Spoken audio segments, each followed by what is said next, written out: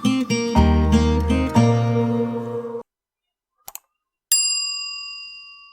guys! Ngayon ipapakita ko sa inyo kung paano mag-curve ng corners sa image and shape dito sa Canva. Meron na tayong existing layout dito pero ipapakita ko pa rin sa inyo kung paano ko ginawa o kinostomize yung layout na meron tayo dito. Pupunta lang po tayo sa File, then Create New Design, then i-customize lang natin yung dimension na gusto natin. So, itatry ko yung 1000 by 1000 pixels. Then, create new design. And then, mag-open siya sa another tab. Then, para makita naman natin ng buo yung artboard natin, i-adjust lang po natin yung visibility niya dito sa lower right side. And then, mag-upload na po tayo ng image. May nakaredy na po akong image dito pero ipapakita ko pa rin sa inyo kung paano ko na-upload yung image galing dun sa file folder natin. Upload lang tayo ng image and then i-click natin.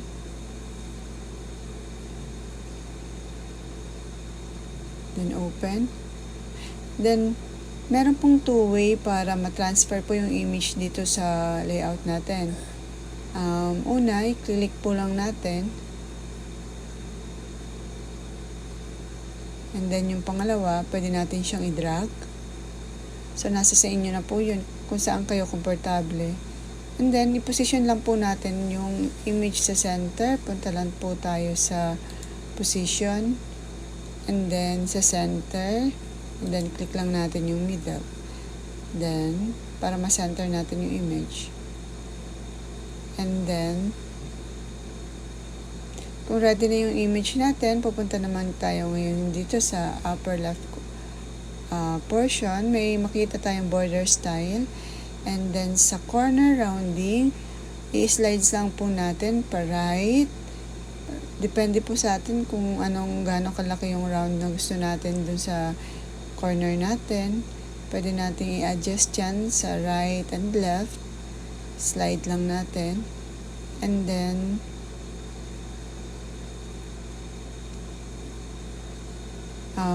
para sa shape naman, gagawa tayo ng another page.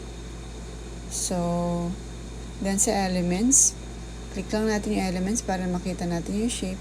And then, drag lang po natin yung shape dito sa layout natin. Pati dito sa Canva, meron din mga available na photos na pwede kayong magamit. Kung naghahanap kayo ng mga images. So, dito lang. Yan. Mamimili lang po kayo dito. Click na po tayo. Tidrag lang po natin yung shape sa layout natin. Then, delete ko lang po ito. And then, kung makikita po ninyo, maliit lang po yung shape natin. Pwede po natin siyang palakihin. Pero kung ganito po, ganito, para maiwasan po natin distort yung image, i-click lang po natin yung shift key sa keyboard. Then, i-drag down lang po natin hanggang sa lumaki. According lang din sa gusto nating laki ng shape. And then, to center the image, punta lang po tayo sa position, then center, and then sa middle.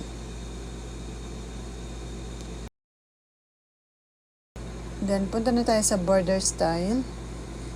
Then, sa pinakababa po, makikita kayong corner rounding. So, depende po yan sa kung anong gaano ka round yung gusto nyo. Basta, pwede naman nyo i-adjust sa right or left. So, depende po yan kung gaano kalaki o ka-curve yung gusto nyo. And then, itry naman po natin sa rectangle. So, ganun pa rin, i-drag papunta pa rin tayo sa shape.